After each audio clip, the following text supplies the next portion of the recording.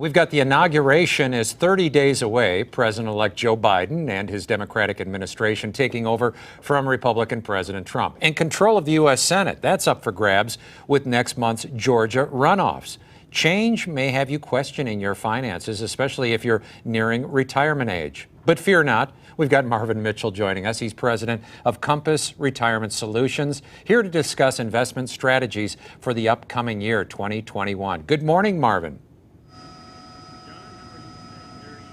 Happy holidays to everybody. Yeah, we hear you now. Well, Marvin, one thing people may be considering about the market right now is all this volatility.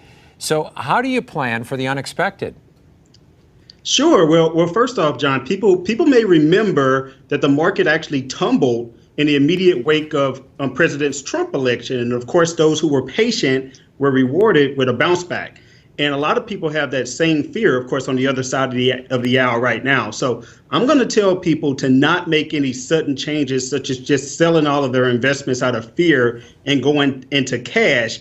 And what I inform people to do is to actually have a volatility plan. We should expect some ups and downs. It's normal following a presidential election, which is why a person should have a portfolio, John, that can weather any storm. So when the market goes down, they need to make sure that they stress test their portfolio, in a Democratic or Republican presidency.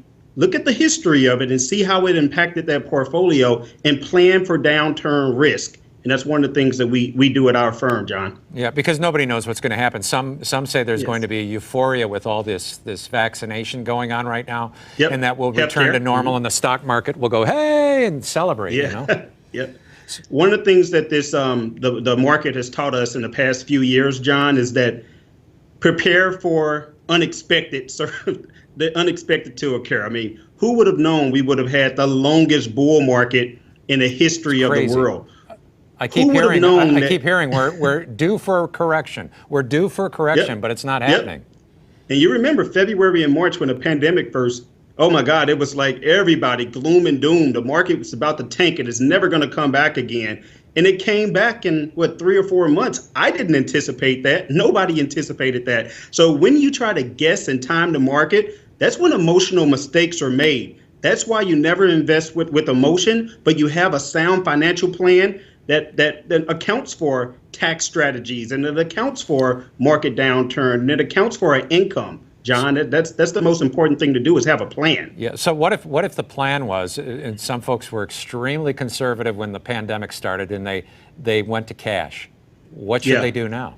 Stay there? Well, a lot of people did that, and a lot of people are afraid to jump in. I just talked to someone the other day, and they said, well, I don't know when to jump in. I'm just going to wait for the market to crash again. I was like, well, that's what you did last time. Right. It didn't work. I'm not recommending that you pump all of your money back into the market at one time, but there is a strategy called dollar cost averaging, where maybe if you think you're 20% sure that the market's going to, go up, or 20 or 80% sure the market's going to go down, put 20% in, and then wait about a month or two and put 20% back in, and then put 20% in, and slowly put money into the market.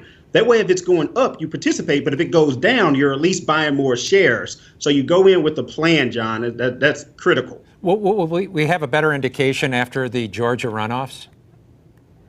I really don't think so. I mean, I think, of course, the House, if it changes, the Senate, if it changes, is going to make a difference. But I think you got to keep a long-term view. I mean, if you keep looking at this thing from day to day or week to week or even month to month, then it's going to hurt you. Now, I do think you should make sure that your portfolio is properly balanced, but I don't think you should make any changes or decisions based on who's in office. I think that's where people will get in trouble, John. Okay. The only thing we have to fear is fear itself. All right. Marvin Mitchell, president of Compass Retirement Solutions. Thank you so much for joining us so early in the morning. Yeah, one last thing. We are offering a free book that people can go to fox2now.com/retirement and download. It's Retire Early, the 9 Critical Decisions When Retiring Before 65. So please request that book, Retire Early, the 9 Critical Decisions When Retiring Before 65. Yeah, I love your books. They're very thin, they're quick reads, and you cut to the chase. People say, what did you do this weekend? I read a book. Well, you have a great day and you too. Happy holiday, John. You too. Merry Christmas.